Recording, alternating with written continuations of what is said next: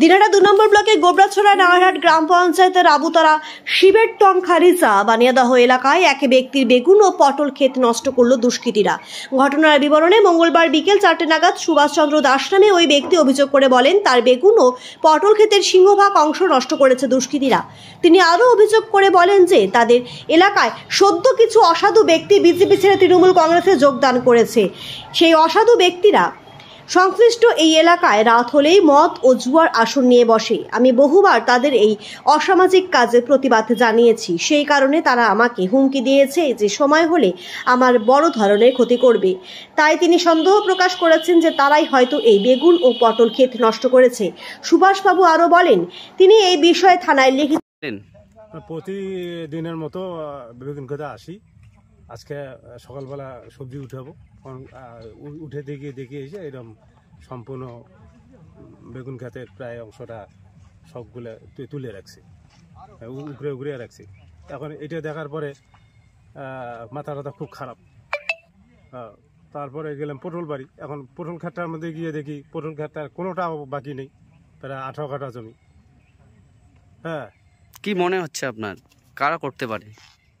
আমার মনে হচ্ছে এখানে এই মানে রেল স্টেশন থাকে এই শিবেরটং অবধি, এই যে মানে নতুন যারা বিজেপির থেকে ওই তৃণমূলে যোগদান করলো তাদের প্রত্যেকদিন জুয়া মর আড্ডা সাড্ডা হয়। তাদের ক্ষেত্রে আমি এইসব ক্ষেত্রে ওদেরকে মানিয়ে নিতে পারি না।